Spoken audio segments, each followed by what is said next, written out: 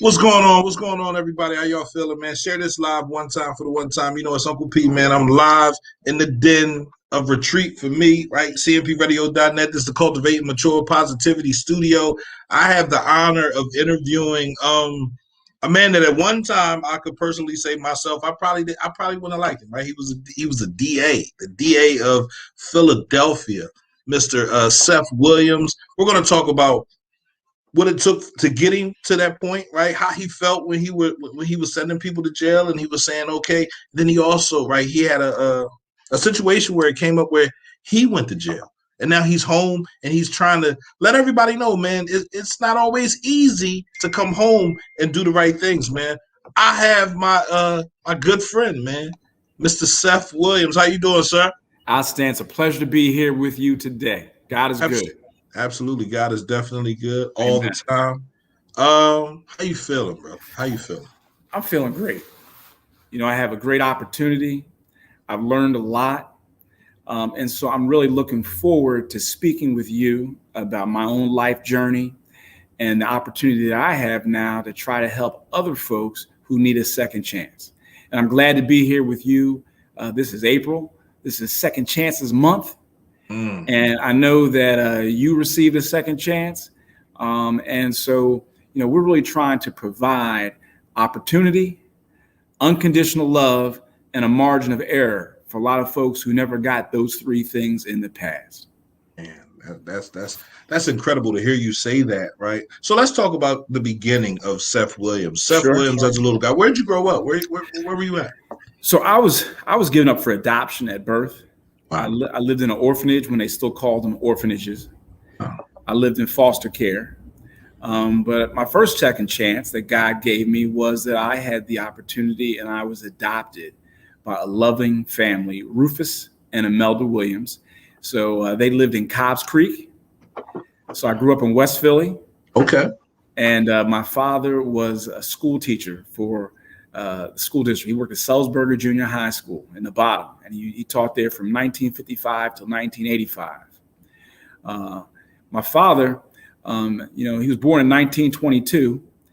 He went to Penn State after graduating from Overbrook High School. He got to Penn State. He was one of just 12 black men at Penn State. Wow. They were all varsity athletes, but because of the color of their skin, they couldn't live on campus. Think about that. He was on an NCIA championship cross-country team, but couldn't live on campus because he was black. Right. He went and fought in World War II in a segregated army, came back and said, you know what, we're going to live wherever we want. Right. We're going to get our hair cut at any barbershop we want. So he founded the NAACP chapter at Penn State.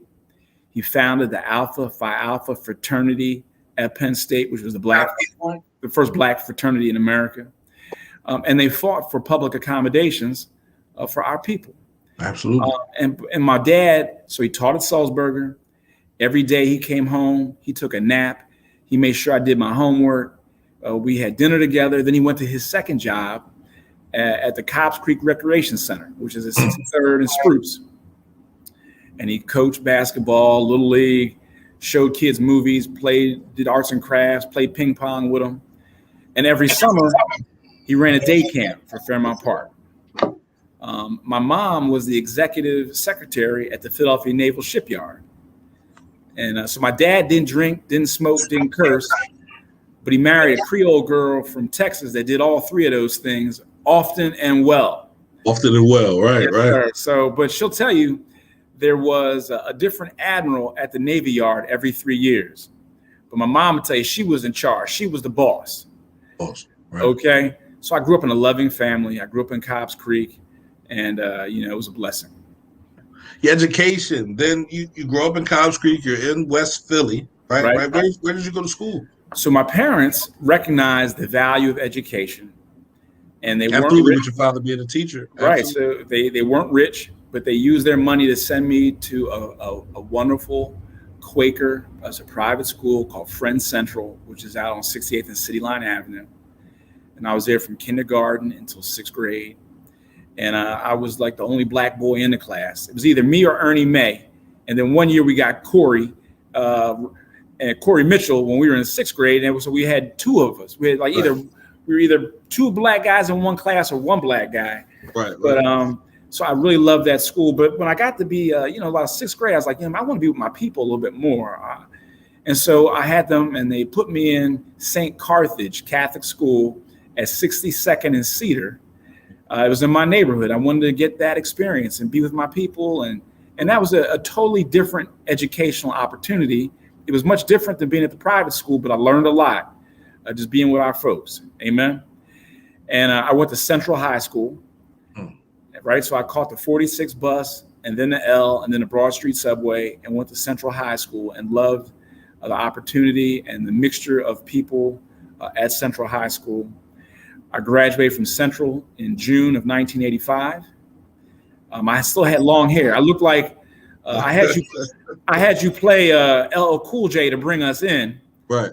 Don't call it a comeback because I've only grown, right? But I looked like the Lost DeBarge brother back in the mid '80s. I had a high top fade with shag. But you were in. It was light skin. Everything light skin was in the late '80s. In the late '80s, so you were winning. You were definitely winning. Right.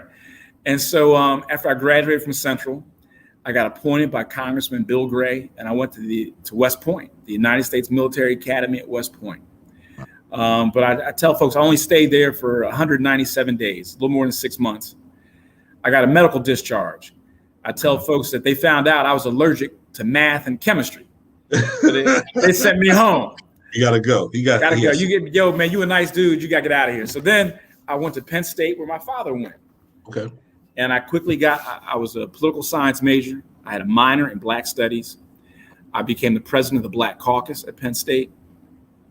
I led a march. We walked 102 miles from Penn State to Harrisburg to get our school to divest from South Africa. Wow. A lot of your callers might not know, but back then in South Africa, the indigenous people, the black folks, they were 95% of the population, but they lived on 5% of the land because the people from Europe had come down and took over for the gold mines and the diamond mines. And it was it was just inhumane, and it was against all the teachings of Jesus Christ, having an apartheid system that they had. And so I led a march, walked 102 miles. Wow. Everywhere I went back then, I got arrested for protesting racism, protesting apartheid, protesting sexism. I was that dude that always had a bullhorn. Right. And I was like, apartheid kills and Penn State pays the bills. And after our march, Governor Casey, it was Bob Casey, was the governor. He wrote a letter to the Board of Trustees demanding that they divest, that they take all money out of businesses, all companies doing business in South Africa. I graduated from Penn State with a degree. Later, I became the president of the whole student government at Penn State. So I represented all 35,000 undergraduate students at the main campus. I then went on to Georgetown Law School as a public interest law scholar. And that was my thing. And, I wasn't sure what I wanted to do. I had a professor in a criminal justice clinic. And he said, Seth, as a young black man, you should go home and be a public defender because you understand the criminal mind. Right. I had to think about that. It was kind of like a backhanded compliment. It was. That was like Archie Bunker giving Lionel Jefferson career advice, like a racist giving us my career advice. But I recognize that in the criminal justice system and the criminal legal system is broken. It is. It is systemically and historically racist and classist. But I thought that the person with the most power, the person with the most discretion in the criminal legal system is the police officer on the beat who stops people. Absolutely. Because either that person can take the weeds you got and just throw it down the sewer and say, yo, go home. Or they can take you home to your parents and say, look, this is what Uncle P was doing. You handle your business. Absolutely. Or I'm going to have to handle it next time. Or they can arrest you.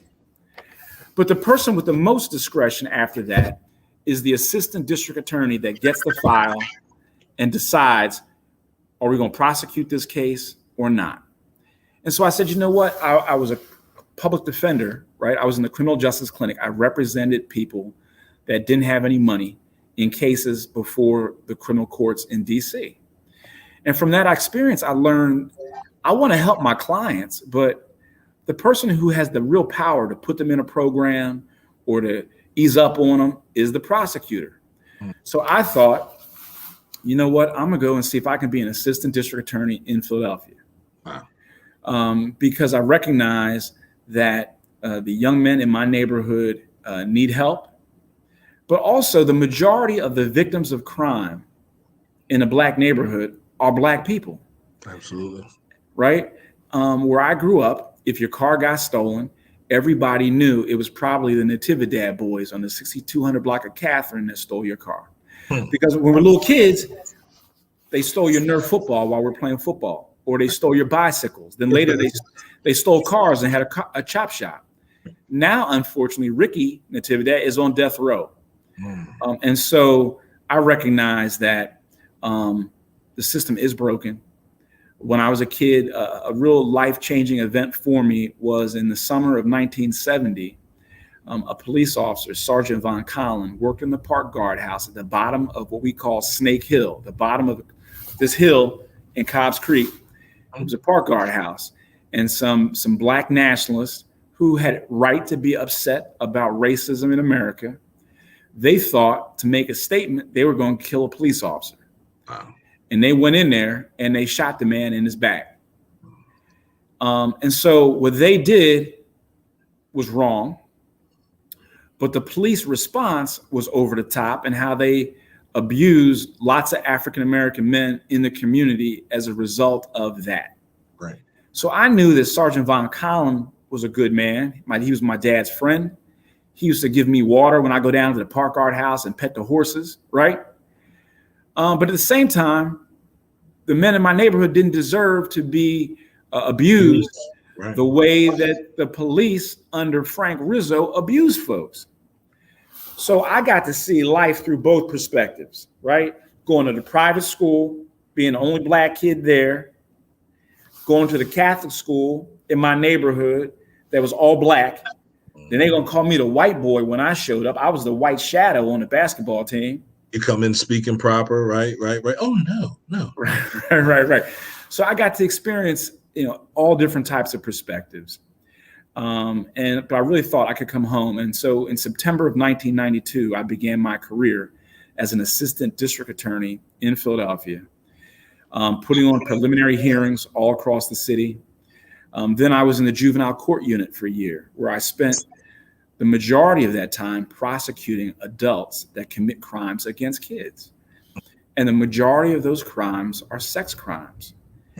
And the majority of people that commit sex crimes against kids, it's not somebody dressed in a clown suit at the mall. It's mom's boyfriend. It's an uncle. It's a school teacher. It's somebody close to him. Somebody that the family has entrusted this child with, a camp counselor. And so I learned a lot from that experience, but it took a toll on me, going to work every day, dealing with the worst of, I had grandfathers that had raped 4 granddaughters. So I began to deal with that in an unhealthy way myself. I began to drink. I began a very close relationship with a guy named Jack Daniels as a way for me to deal with numbing myself from the reality of the trauma that I was dealing with and the trauma that the victims were dealing with every day that I was meeting. You know what I'm saying? I don't think nobody really thinks about the traumas that you can take on as a DA or an assistant DA, right? Dealing with the horrors of people's crimes every day, prosecuting and looking at the evidence and having to find out whether this person really did it and prove whether they did it. That's right. Heavy. That's absolutely heavy. Every day dealing with going to court and people who've been shot. Right. Then you got the family members of the people who did the shooting. They don't want to see their nephew or their grandson, their loved one go to jail. So everybody, it's like, the hall of shattered dreams every day when you go to court. Every day. Every day. So, I joined the Army when I was 29. I got a direct commission in the Army to be a JAG officer in the Army, just to try to help pay my bills in a way that I thought was an honorable way. I began progressing through the career. I ended up being a major in the United States Army. Awesome. And so I learned a lot, but I spent 2 years in the felony waiver unit prosecuting people that broke into, stores, sold a lot of drugs, stuff like that. And I got to see the system, and I began to really see how the criminal justice system in Philadelphia was broken. Right. So many of the cases were being thrown out, not because even getting to if the person did it, but just because the witnesses weren't there, the police weren't in the courtroom at the right time. The system was broken. Right. I was asked in 1998 to become the assistant chief of the municipal court unit to supervise the 30 newest ADAs. And that was a great experience and opportunity for me. Then they asked me to create a unit called the repeat offenders unit to go after the people who had the worst records. Wow. And then I decided to come up with a method. Most of the cases in Philadelphia are just in a courtroom, and you get cases from all over the city, and the DAs get the cases the night before they go to court. And they prepare the cases, call the witnesses, make sure everybody's subpoenaed, go to court. And any given day in a courtroom, if you have 15 cases listed, about 5 of the cases won't go on because the defendant just doesn't show up. Wow. FTA, get a bench warrant. About another 5, the defense attorneys or the prosecutor aren't ready. They ask for a continuance. So maybe about a third of the cases are going to go on, but you never knew which ones. Before you got there. So I really saw how the system was broken, and I created a system for my repeat offenders unit of geographical prosecution, where the DAs would only handle cases from specific neighborhoods. So they get to understand crime, Uncle P, crime occurs geographically. It does. Right? Times, places, people. Right. Knowing, you're the same trash man in Chester every week. The same police patrol the same neighborhood. Crime occurs geographically. So I thought it'd be best to do that. I ran for district attorney originally in 2005. Okay. Against Lynn Abraham. And my theory was, before then, all the talk, whatever the question was about crime, the answer was more jail time, tougher sentences. Right. But I recognized that that's not the answer. We got to address the root causes of crime. Absolutely. Why are people committing crime? Mm-hmm. How can we prevent it? How can we help victims become whole? How can we help the young men primarily that are in the system not come back into the system? And so I started learning about other cities, other countries, what they do. And so I ran in 2005. My T-shirt said, Seth Williams, smart on crime, not just tough. Just tough, right. Okay. And later, a friend of mine who became the district attorney of San Francisco, California, she wrote a book called Smart on Crime. She is now the vice president of the United States, Kamala Harris. And the whole thing was, if you want to talk about stealing cars, right? Instead of just talking about, well, we got to send all car thieves away for a long time. Well, what can we do to prevent crime? In Philadelphia, in Chester, in all of Pennsylvania, the majority of cars that are stolen, the owner left the keys in the car. Right. People jump out to go to Wawa to get the coffee, leave the car running. Been there. Hello. Right. And so if you want to reduce car thefts, well, let's talk about what can we do to educate the public. Most crimes are crimes of opportunity, right? Pookie and Man didn't wake up that day. We're gonna go steal some lawnmowers out of Miss Johnson's garage. Well, they just walk past. They walking past the walking down the alley. They see the garage doors open. And they're like, "Yeah, there's a lawnmower. Let's take them." Right. So what can we do to help prevent crime? But at the same time, we have to recognize reaction by law enforcement, by communities is not even. That's not. My dad and I were part of the Overbrook Park Town Watch. Okay. It was a good way for every Wednesday night. We went out in a car, drove around, just to let people know, hey, you left your garage door open or whatever. Right. And y'all get the bond at the same time. Right, get to talk right. But what we saw was if you had a group of white males, teenagers, turning over portable toilets, people thought that's just a prank. It's no big deal. But if you get two black boys sitting out on a corner smoking a cigarette, everybody wants to call the cops. Say, what are they doing out there? What are they doing out there? Right. So I saw that there's a disparate treatment for people, both at the micro level in the community and also macro level in the system. Absolutely. So I ran in 2005 under the theory of making the district attorney's office more transparent, making sure we only prosecute the right people.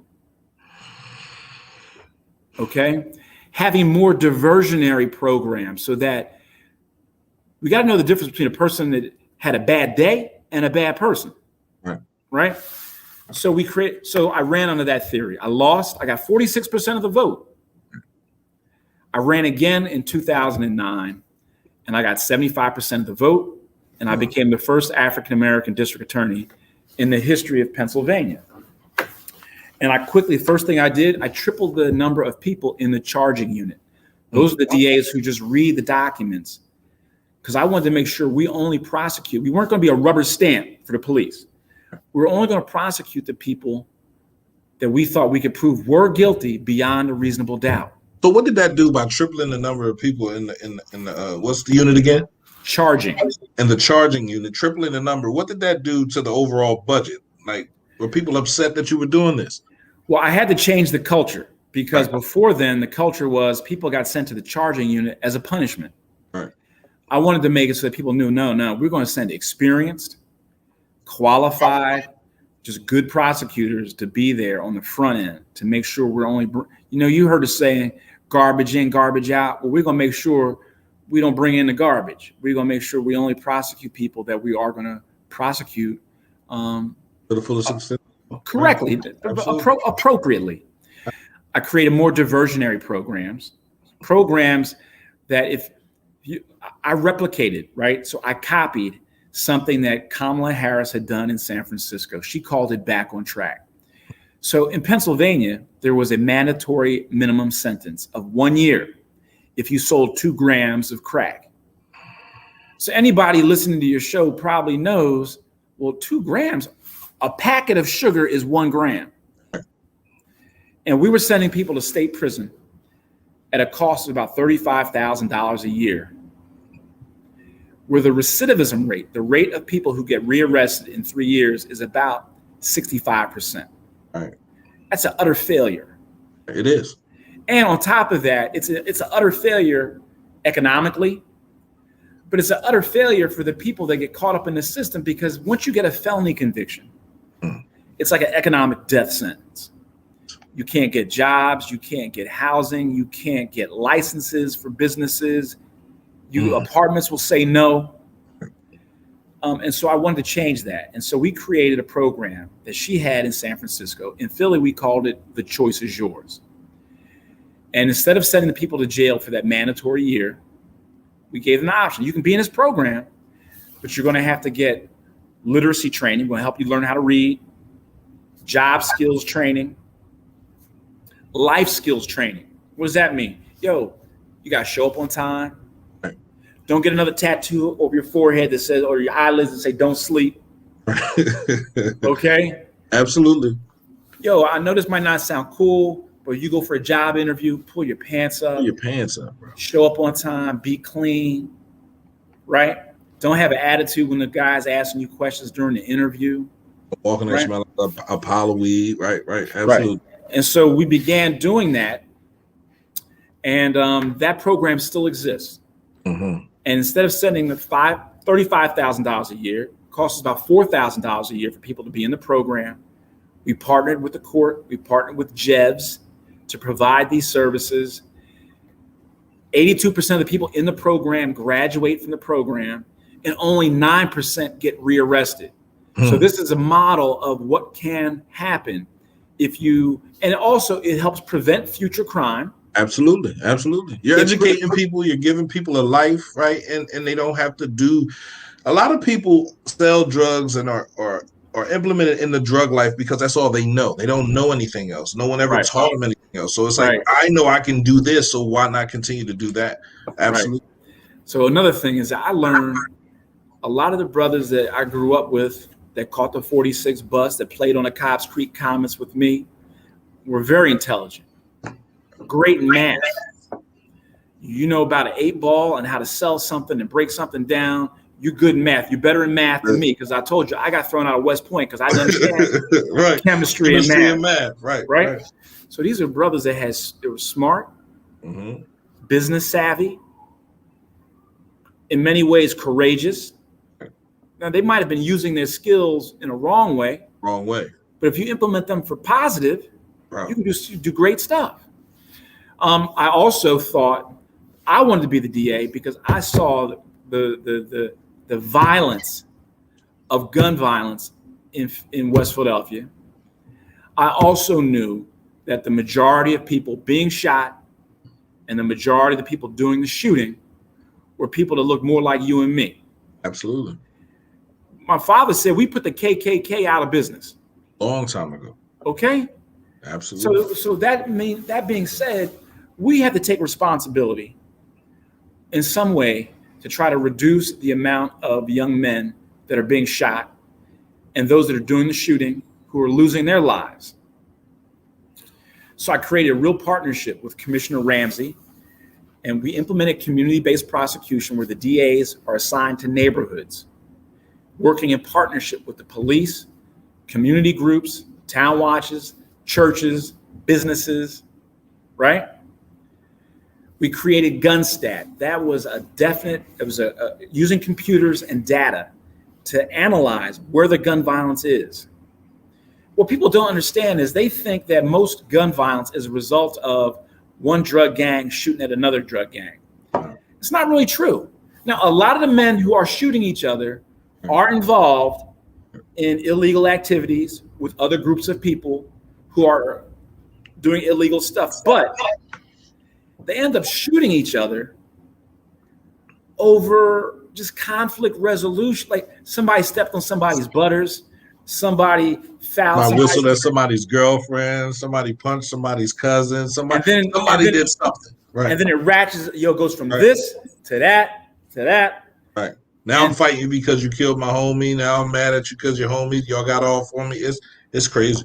Right. It's absolutely crazy. And so it's having that understanding that we then created community-based prosecution, led to GunStat, which led to me reading a book called Don't Shoot, written by a Dr. David Kennedy at the John Jay School in New York, right? And we came up with this thing called focused deterrence. Right, which you are well aware of because a program that you work with in Delaware County is basically based on that. Absolutely. And the goal is, look, we're going to bring in all the guys from, this gang, that gang. We're going to bring you all in a room. And I'm going to say, look, we're not saying selling drugs is going to be, we're going to give you a free pass. But what I'm saying is you commit a crime with a gun, we're going to hold everybody responsible. They're like, what do you mean? I'm saying, look, if you are in MP13 and you're on probation or parole, and another guy in MP13 robs somebody with a gun, shoots somebody, we are then going to, if you are supposed to have a urinalysis once a month, we're going to make it every week. If we find out you got illegal cable hookup, we shutting it down. Whatever it is. And so we started doing that, and there was a significant reduction in gun violence. Yeah, they're not playing no games, bro. Like you can't be here with that. Take that gun, get that gun out of here. I'm trying to continue. Right. And see, what happened was they began to police each other. Say, look, man, you doing all that stuff with the guns is bringing the heat on us. We trying to do this other stuff. You bring attention to us. And so it reduced significantly gun violence. So as you know, we're going to talk about, I went away. I went to federal prison. Yes. But with with this partnership with Commissioner Ramsey and then Commissioner Ross, we had homicide rates at like an all-time low in Philadelphia.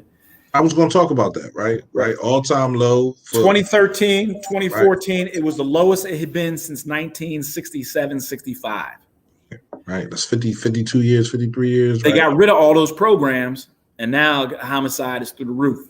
Shooting up. I did a show this morning where it was a live on Facebook, IG, Instagram, where he was showing the funeral, just all the graves in the city of Chester, right? I mean, in the city of Philadelphia, right? How many people are actually dying? 100 people, freshly buried people, fresh bodies in the ground. And he was like, man, why can't we just stop? Why can't we understand the power that we have as people in this community, right? How that feel to watch that, right? I thought I was looking at a third world country. I thought I was looking at a war zone, and it's really a war zone. And I don't want to depict it as one. I don't want to give that title to it because it's an unnecessary war, right? There's no real winners or losers in that situation. We're losing every time someone gets shot.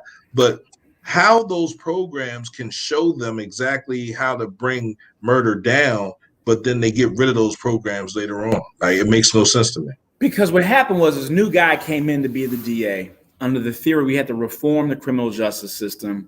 It's racist. And I get that. It is. Right. But while I was the DA, we've reduced the prison population in Philadelphia by 32%. Wow. By knowing who shouldn't be there, right, and only who should be there. And giving the people that shouldn't be there an opportunity to prove that they don't deserve to be there. Right? Through our diversionary programs that we created. So it's a false choice, Uncle P. It's a false choice to think either we reform the system or we have public safety. No, we got to do both. Got to do both at the same time. Got to do both. Absolutely. And so I'm very grateful for the hard work of the men and women that worked at the DA's office with me. Right. I'm very thankful for the opportunity that I had. But, as I told you, as I began to grow through the ranks, I began to get more and more stress. Right. So when I'm the DA, I had 2 BlackBerries on me. I'm showing my age. We had BlackBerries. Right. 2 BlackBerries. And one of them went off every time someone was shot. Wow. Someone was murdered. Someone was stabbed. I had to go to the hospital when police officers were murdered. When buildings collapsed on firefighters, I'm in the building with their bodies are in the bags, still smoldering. And being involved with politics in Philadelphia, you don't know who you can trust. No, nobody, really. Everybody's coming at my throat. And so I did not handle that in the most healthy of ways. Right. But at the same time, I'm very proud of what we did, but that led to, I had a great salary, but I'm still trying to keep my kids in school, private school, like I had gone, trying to pay my mortgage. I'm underwater. I got divorced. And so friends of mine knew, hey, Seth, why don't you go on a trip? We going to Florida. I said, well, I can't pay for that. Yo, we got points on our American Express card.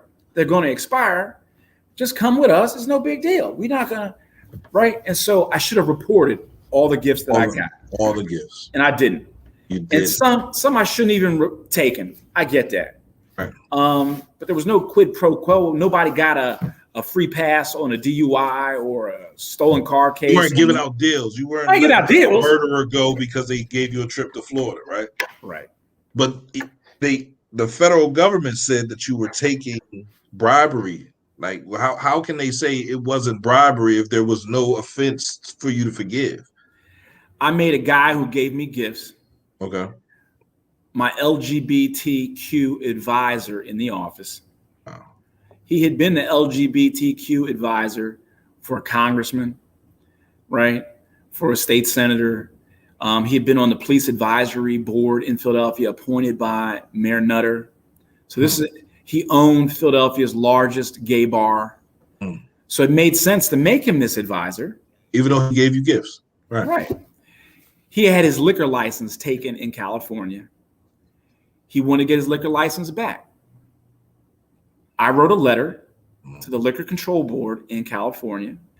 So did the congressman, so did the state senator. And I said, This guy is a friend of mine. He lost his license in California. He still owns restaurants in Philadelphia and bars in Philadelphia. He's a good businessman. He contributes to a lot of charities. It's my opinion, if you give him his license back, he'll be a reputable owner again in California. So the feds allege that was a quid pro quo. Right. He did for you, you do for him. Right. So I'm not even going to argue that anymore. It is what it is. But the reality is I found myself in prison. How many years were you in prison for? So I was given a 60-month sentence. So 5 years. The first 5 months, I was in solitary confinement. Now, why? They claimed it was for my own safety. Because you were ex-DA and you were putting people in jail, right? Right. But the reality is the brothers that were in solitary would have the COs bring me mail. Right. So I could explain to them what their girlfriend or their mother was saying to them in their letter, because a lot of the guys in prison can't read. Can't read. I was the same way, reading letters and sitting there, right? Absolutely. Right. And so I helped them. So the reality is the majority of the dudes in prison would have hurt the other dudes that wanted to hurt me, because they knew, hey, Mr. Williams is just trying to help me out now. He's here with us. Absolutely. And so I really also began a spiritual journey while I was in solitary.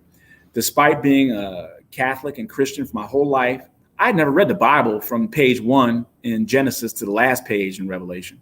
He did that while he was locked up. So I found myself locked up in solitary confinement. I really thought that all these things happened to me, right? I lost my job. I lost my reputation. I lost my political office. I lost my house. I lost my pension. I lost my liberty. You name it. I lost my military career. And I was like, why? Why is all happening to me? And in the book of Job, a guy loses everything. And he ends up being told, hey, you came in the world with nothing, you're going to leave with nothing. Always praise the name of the Lord. But what happened to me even more powerfully was that one day I was in solitary and they handcuffed me every day through the wicket in the door of my cell, right? If people don't know, for the people who are lucky enough who've never been to prison, in your cell door, there's a thing called a wicket. It's a door that opens that they give you your food through. They also come every day, open it, I bend over, they handcuff me, I stand up, and then they walk me through the hall to rec. Rec is my own outdoor cage, like a dog pen at the SPCA. Absolutely. And I'd be in my cage, and another man came up to me one day, and he was like, and he had a thick Nigerian accent. He said, Mr. Williams, may I speak to you? I was like, yeah. And he began telling me how he had a master's degree. He's from Nigeria. His dad was a Nigerian diplomat. He had 5 kids. He had a wife. He never thought he'd ever be in trouble, but here he was, and now he's in solitary, and he had decided to kill himself. And he had written his family a letter explaining why he was taking his life, because he had brought them so much shame and guilt, he thought. He said, but then that day he saw through the door them walking me through the hall handcuffed. And he said to himself, that is Mr. Williams. He was the DA. He lost more than I'll ever lose. Yet he is still standing. If he can survive, so shall I. So shall I. I was like, whoa. Are you telling me? He was like, yeah. I was like, so you didn't kill yourself because you saw them walking me and I lost everything. He said, yes, Mr. Williams, you still stand. If you can stand, so shall I. That blew my mind.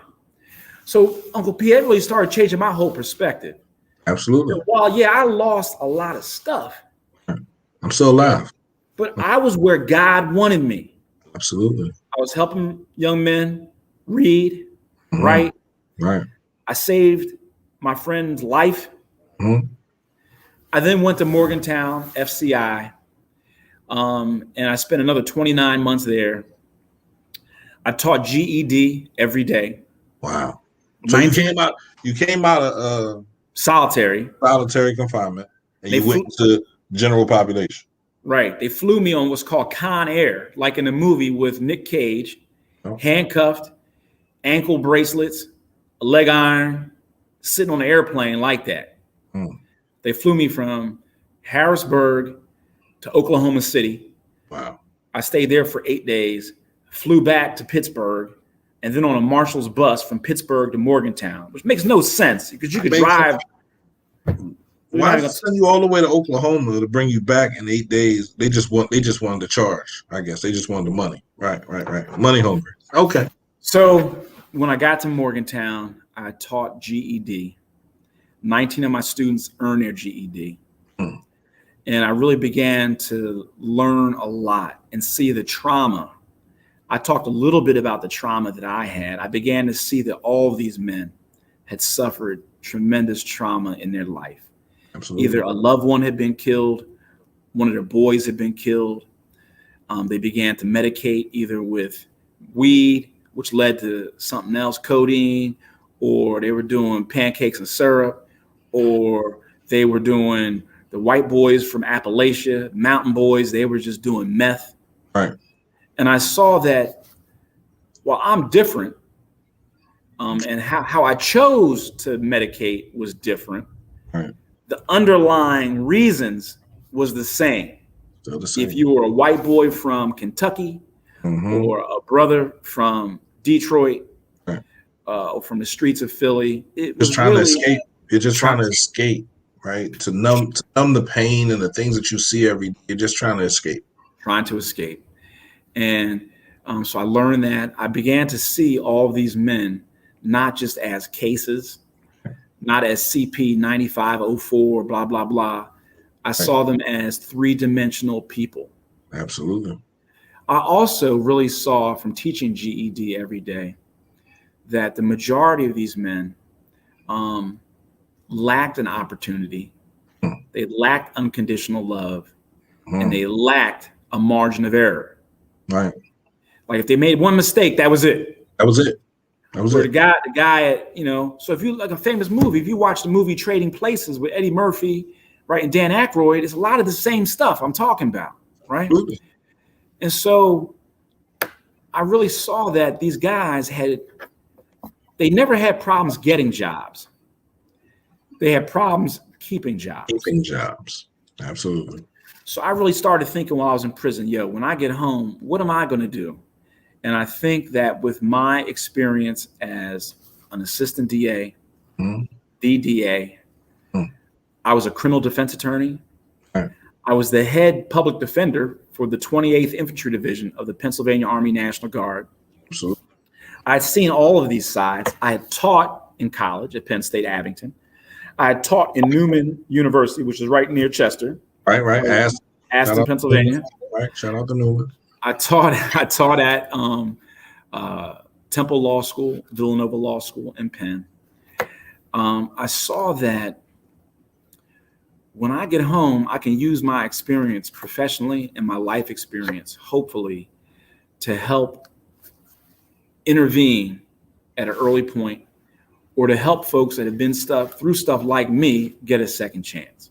The fact that you came right home and immersed yourself in helping because it's almost like your life structure works off of helping people. You're of service now, right? For your whole life, you've been trying to find that service, right, where you don't have to medicate yourself to go and do your job. Now you're doing it right now, right? And with NCIA, you're able to help young men get their culinary arts and their HVAC. And it's like right here. There we go. I don't need to get drunk anymore, right? Because I'm helping you. I understand you have your backstory. I understand, and we can talk about that. We can rap about that forever. But what are you doing to help yourself today for tomorrow, right? Because whatever you do today is going to affect you tomorrow. How are you helping tomorrow's days? So explain how NCIA comes together, how you found out about them. And let me know about that. So when I came home, I was working at Lowe's as an overnight stocker from 7 p.m. to 5:30 a.m., unloading trucks and stocking shelves, carrying air conditioners, toilets, lumber. Got a box cutter on one hip, just cutting boxes open. And I found, again, I was in the right place at the right time. Most of my coworkers were good people. George Floyd was murdered. Young brothers were angry. And I found myself just trying to talk to them, keep them calm, keep their heads straight, right? So they don't need to go back to prison. Right. And I was also working, a friend of mine has a nonprofit called the Hairston Foundation. He owns a company called Hands from the Heart. His name is Roosevelt Hairston. I was doing that Mondays and Tuesdays. I was working at Lowe's Wednesday, Thursday, Friday, Saturday night. And he connected me with a guy named Herbert Holter. Mr. Holter created NCIA, the National Center for Institutional Alternatives, as a way to provide alternatives to the court. Instead of sending young people to prison, let's give them community-based mental health treatment. Right. Let's give them job skills training, life skills training. In 2017, they opened a vocational training center in Baltimore, focusing on giving second chances to people with criminal records, right? Returning citizens, homeless veterans. It's crazy. The majority of the homeless men in Philadelphia are veterans of the United States military. Absolutely. That's a shame. It's a damn shame. So you're helping veterans get jobs and find out where they belong in life. And I'm not going to say everybody's going to go to the culinary arts side or the HVAC side and say this is it, but it's a beginning, right, at something sustainable, right. Something you can keep up, right? The training is there. So there's nothing wrong with getting a job. Nothing. At a minimum wage place. I get it. Okay, but what we provide here is free training that will lead to a industry recognized certification that's portable. What does that mean? You're going to get a industry recognized, so like an HVAC. The HVAC industry across the world has a certification process. And the first one is an EPA universal certificate. You complete the program we have here, you get that. Right. You can take that anywhere and start a career that's going to pay you about $20 an hour. Right. And then you move up, get more certifications. You can have your own company.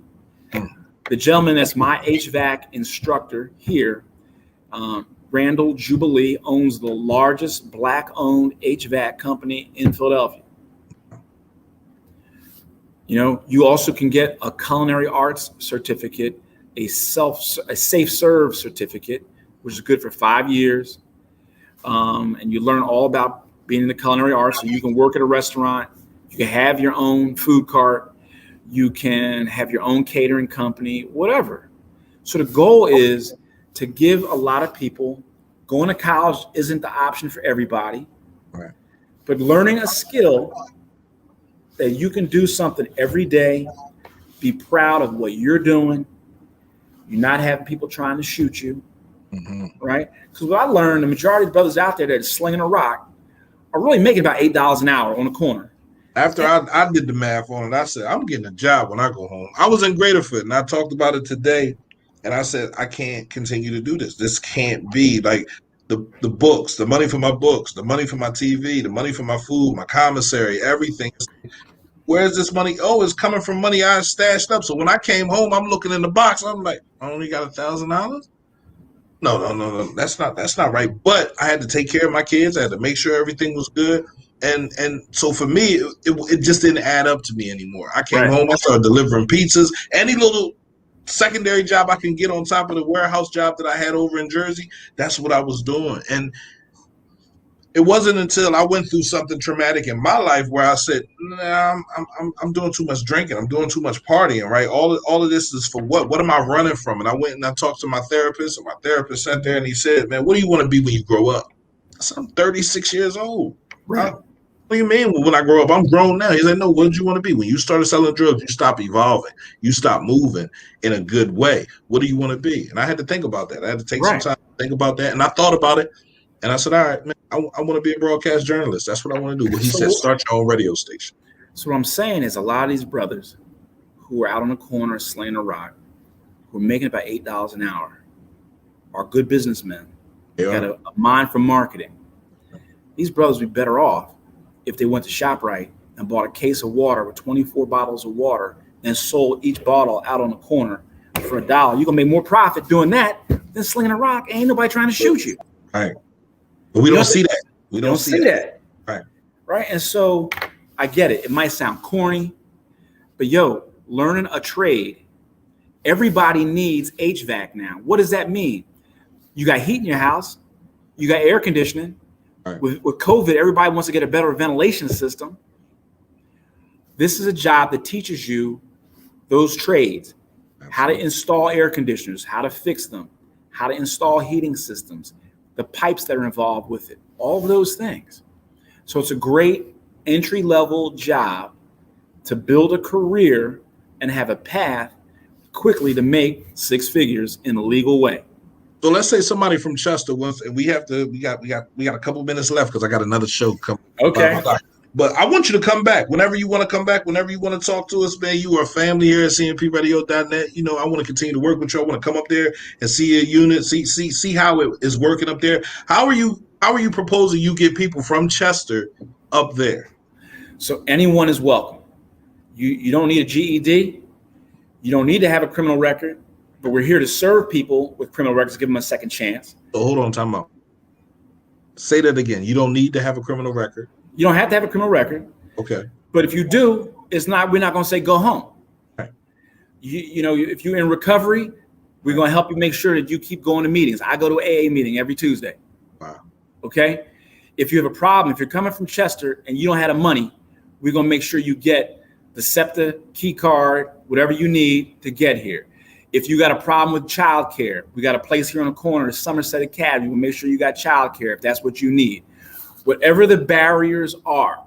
Some of the brothers are, man, I only got one pair of clothes. I don't want everybody coming and see I'm wearing the same khakis every day.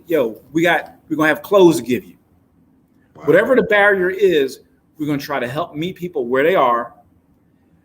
People say, I went to prison, you went to prison, Uncle P. You think everybody's got a scam. What's the scam? What's that scam on this?